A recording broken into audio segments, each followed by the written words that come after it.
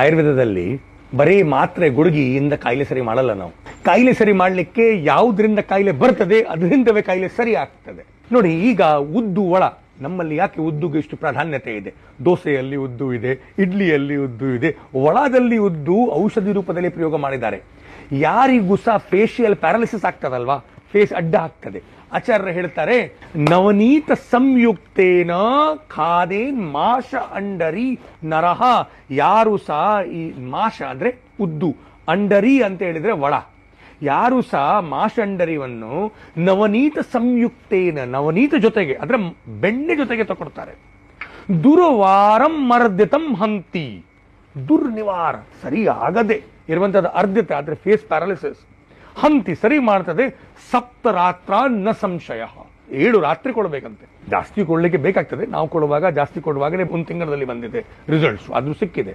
ಆದ್ರೆ ಇದು ಜೀರ್ಣ ಆಗಬೇಕು ಸ್ವಾಮಿ. ಜೀರ್ಣ ಮಾಡಲಿಕ್ಕೆ ಇದರಲ್ಲಿ ಸ್ವಲ್ಪ ಪ್ರಮಾಣದಲ್ಲಿ ಸೈಂಧವ, ಹಿಂಗು ಮತ್ತೆ ಕಾಳುಮೆಣಸು ಮತ್ತೆ ಶುಂಠಿ ಪ್ರಯೋಗ ಮಾಡಲೇಬೇಕು. ಇದು ಬೆಳಿಗ್ಗೆ ಮಧ್ಯಾಹ್ನ ಸಂಜೆ 3 ಹೊತ್ತು ಕೊಡಬೇಕು. ಗಂಜಿ ಊಟ ಒಟ್ಟಿಗೆ, ಅವನಿಗೆ ಬೇರೆ ಏನು ತಿನ್ಲಿಕ್ಕೆ ಕೊಡಬಾರ್ದು, ಯಾಕೆಂದ್ರೆ ಹಸುವೆ ಇರಬೇಕು. ಸರಿಯಾಗಿ ಜೀರ್ಣ ಆದ್ರೆ ಸೈನೆಪ್ಟಿಕ್ ಟ್ರಾನ್ಸ್ಮಿಷನ್ ಏನಾಗ್ತಾ ಇದೆ, ನರಗಳ ಸರಿ ಆಗ್ತದೆ. ನ್ಯೂರಾನ್ ಮೆಂಬ್ರೇನ್ ಫಾಸ್ಫೋಲಿಪಿಡ್ ತಾನೆ, ಫ್ಯಾಟ್ 60% ಬ್ರೈನ್ ಅಲ್ಲಿ ಇರುವುದು ಫ್ಯಾಟ್ ಮತ್ತೆ ಪ್ರೋಟೀನ್. ಇದು ಏನಿದೆ ಫ್ಯಾಟ್ ಮತ್ತೆ ಪ್ರೋಟೀನ್. ನರಗಳದ ಕವರಿಂಗ್ ನ್ಯೂರಾನ್ ಮೆಂಬ್ರೇನ್ ಏನು ಫಾಸ್ಫೋಲಿಪಿಡ್ ತಾನೆ, ಅದು ಇದರಿಂದ ಗುಣ ಆಗತ್ತೆ. ಇನ್ನೊಂದು myelin sheath. Myelin is A fatty covering, fat in that which is protein also. Myelin is a fatty covering which envelops all axons, neurons, which promotes action potential to propagate with much greater velocity. ಈ current pass ಆಗ್ತದಲ್ಲ ನರಗಳಲ್ಲಿ, ಅದು pass ಆಗುದೇ ಯಾವಾಗ myelin ಶೀತ ಸರಿ ಇದ್ರೆ.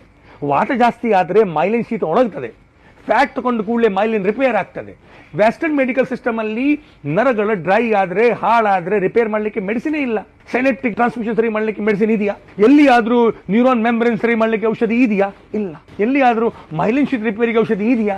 ಇಲ್ಲ. This is the beauty of Ayurveda. ನೀವು ಏಕಾಂಗ ವೀರ, ದಶಮೂಲ ಕಷಾಯ ಎಲ್ಲ ಕೊಡ್ಲೇಬೇಕು. ಆದ್ರೆ ನೀವು ಯಾಕೆ ಕೊಡಬಾರದು ಮಾಷ ಅಂಡರಿ ಒಳ? ಯಾಕೆಂದ್ರೆ ಡಾಕ್ಟರ್ ಹಾಗಿದ್ರೆ ಇದು ಹೌದು, ಬೆಳಿಗ್ಗೆ ಮಧ್ಯಾಹ್ನ ಸಂಜೆ 2 ಒಳ ಜೊತೆಗೆ ನೀವು ನಿಮ್ಮ ಔಷಧಿ ಕುಡಿ, ತುಂಬಾ ಚೆನ್ನಾಗಿ ರಿಸಲ್ಟ್ ಸಿಗ್ತದೆ.